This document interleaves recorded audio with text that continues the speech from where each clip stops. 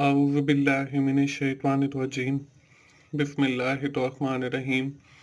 अस्सलाम वालेकुम दोस्तों, मैं हूँ मोहसिन रज़ा और आप लोग देख रहे हैं 24/7 टीचर्स ऑनलाइन यूट्यूब चैनल। दोस्तों, फाइनेंशियल अकाउंटिंग की क्लास हमने पिछले लेक्चर के अंदर शुरू की थी और आज उस सीरीज़ का हमारा दूसरा लेक्चर है। दोस्तों, आज की क्लास में हम लोग बात करेंगे डिफरेंट फंक्शंस ऑफ अकाउंटिंग के हवाले से और भी बहुत सारी चीज़ें देखेंगे। तो आज की क्लास शुरू करने से पहले हम लोगों ने जो पिछली क्लास के अंदर एक्सरसाइज दी थी मैंने आप लोगों को, मुझे उम्मीद है कि सारे दोस्तों ने वो एक्सरसाइज सॉल्व कर ली होगी। तो हम सबसे पहले जो है उस एक्सरसाइज का सॉल्यूशन देखेंगे, क्योंकि मैंने आपको बताया था कि मैं हर लेक्चर के इख्तिताम पे जो एक्सरसाइज आप लोगों को दूंगा वो इंशाल्लाह आप लोगों को अगले लेक्चर के शुरू में सॉल्व करके भी दिखाया करूंगा। तो आपने जो एक्सरसाइज सॉल्व की है, आप जल्दी से अपनी नोटबुक ओपन कर लें और सॉल्यूशन जो है वो अब आपको स्लाइड के ऊपर नजर आ रहा है और आप इसके साथ कंपेयर कर लें कि आपने वो एक्सरसाइज ठीक सॉल्व की है या नहीं सॉल्व की है। दोस्तों, इसमें पहली ट्रांजैक्शन है the ABC company hire CEO to handle all affair of the business. तो ये हमारी जो पहली ट्रांजैक्शन है या पहली जो स्टेटमेंट है, ये हमारी नॉन ट्रांजैक्शन स्टेटमेंट है, क्योंकि इसके अंदर कोई ट्रांजैक्शन इन्वॉल्व नहीं है। इसके बाद हमारी दूसरी स्टेटमेंट है the accountant of ABC company pay salaries to employees of the company. अब ये जो हमारी स्टेटमेंट है, दूसरी स्टेटमेंट, ये हमारी ट्रांजैक्शन स्टेटमेंट है, क्योंकि इसमें सैलरीज पे की जा रही हैं। इसके बाद हमारी तीसरी स्टेटमेंट है the marketing manager of ABC company is attend meeting on behalf of company. अब ये स्टेटमेंट भी हमारी जो है ये नॉन ट्रांजैक्शन स्टेटमेंट है, क्योंकि इसके अंदर भी किसी ट्रांजैक्शन का जिक्र नहीं है बल्कि मीटिंग का जिक्र है।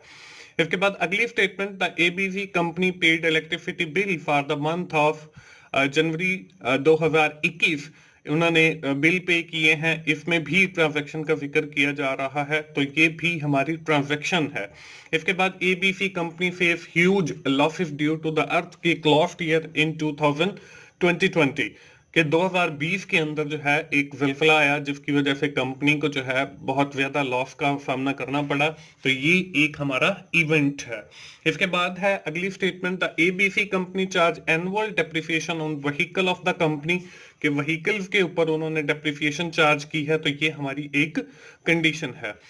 इसके बाद अगली statement the general manager of ABC company meet the bank manager for taking loan लेने के लिए जो है वो बैंक मैनेजर से मिले हैं, तो ये हमारी नॉन ट्रांजैक्शन है, क्योंकि इसके अंदर भी कोई ट्रांजैक्शन इन्वॉल्व नहीं है। इसके बाद है the ABC company make provision to cover up unexpected loss के लिए जो है उन्होंने प्रोविजन रखी है, तो ये भी हमारी एक कंडीशन है।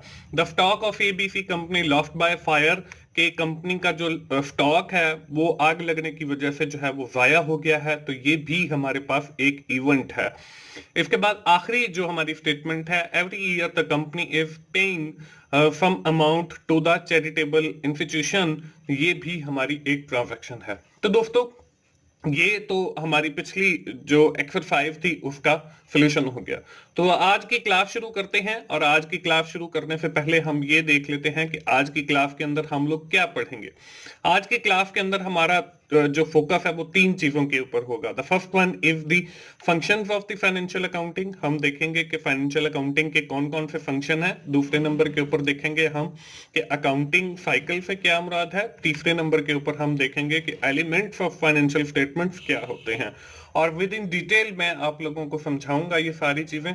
तो बढ़ते हैं हम अपनी आज की क्लास की तरफ, और सबसे पहले जो है हम देखते हैं कि फंक्शंस ऑफ फाइनेंशियल अकाउंटिंग क्या होते हैं। There are 5 main functions of the financial accounting. Financial accounting के जो है 5 मेन फंक्शन है।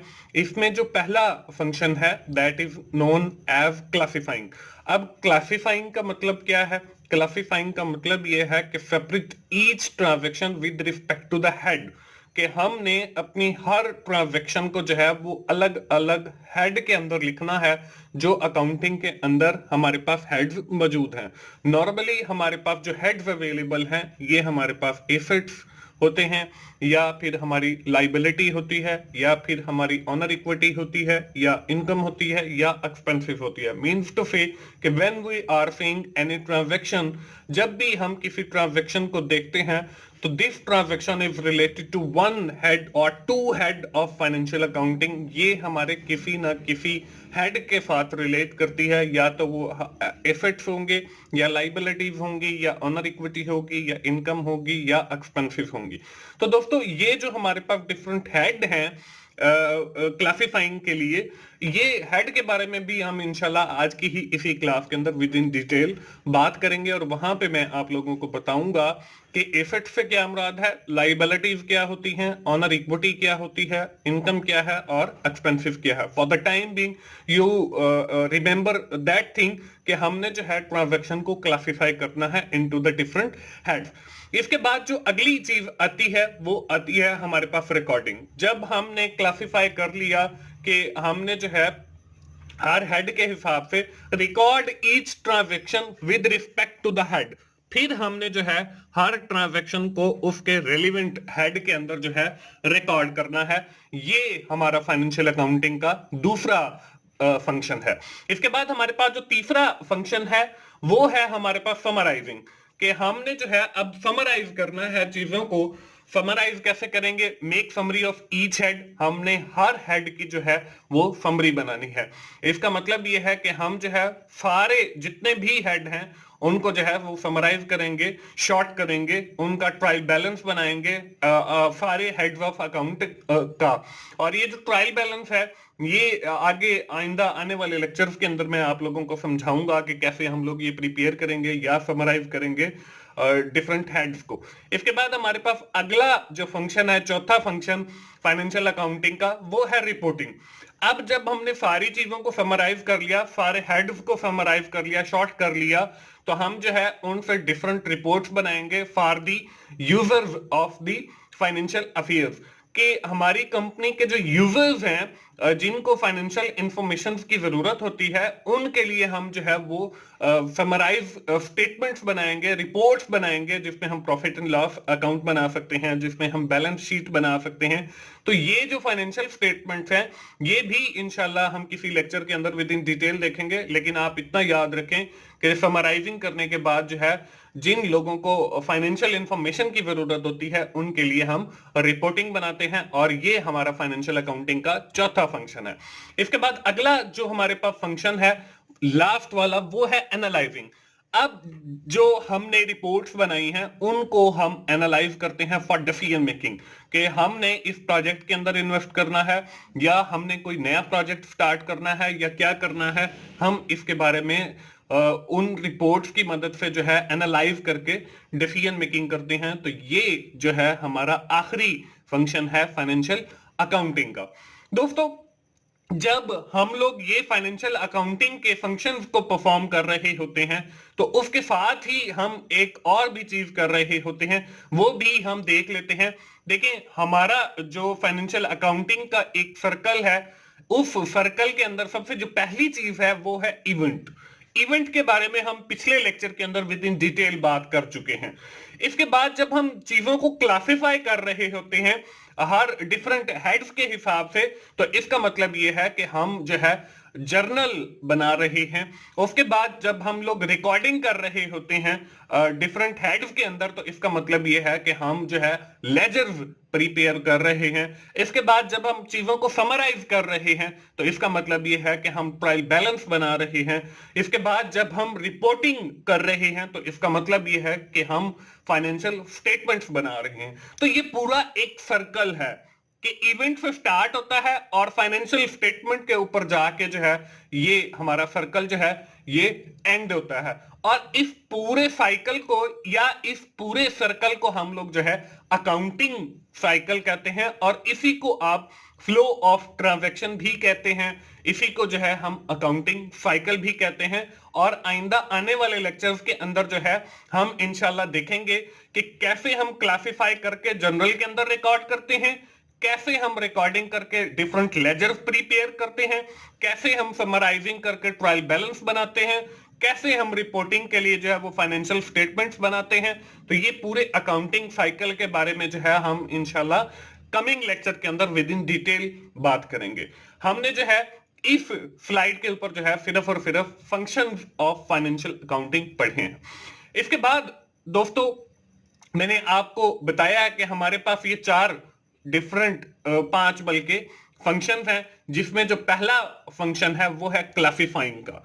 अब क्लासिफाइंग के अंदर हम लोग क्या करते हैं, क्लासिफाइंग के अंदर हमारे पास जो फाइनेंशियल इंफॉर्मेशन मौजूद है in shape of different transaction, उसको हम क्लासिफाई करते हैं। और क्लासिफाई के लिए मैंने आप लोगों को बताया है कि we are classifying each transaction into the 5 general heads. हमारे पास 5 जनरल हेड मौजूद हैं जिनके अंदर हम ट्रांजैक्शन को क्लासिफाई करते हैं। इनमें जो पहला हेड हमारे पास मौजूद है वो हमारे पास एसेट्स का है। अब एसेट्स क्या होते हैं?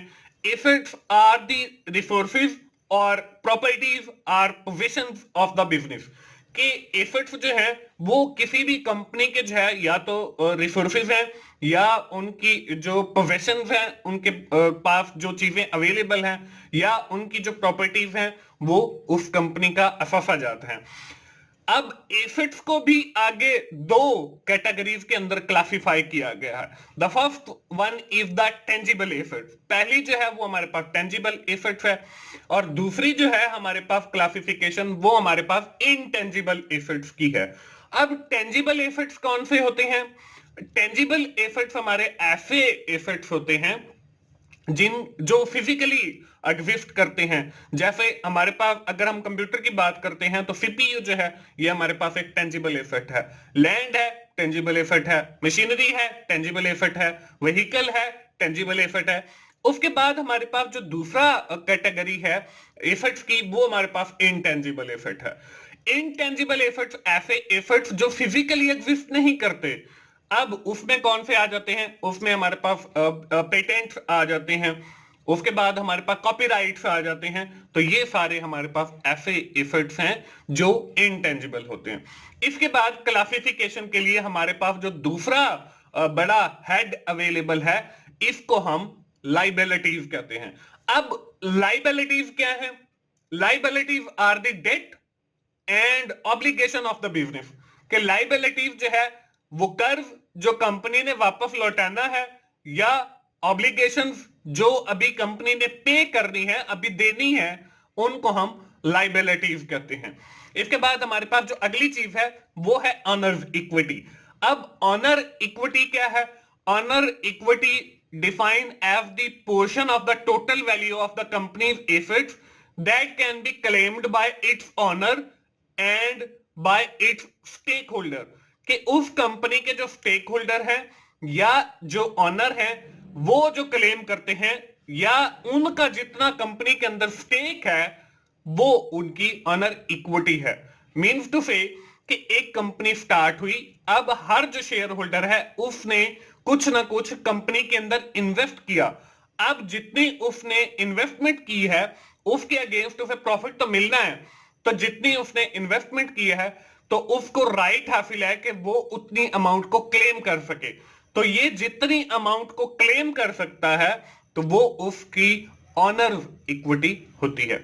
इसके बाद अगला जो हमारे पास हेड है वो है इनकम। अब इनकम क्या है? Income is the earning of the company. कि कंपनी की जो आपकी अर्निंग है वो उस कंपनी की इनकम है।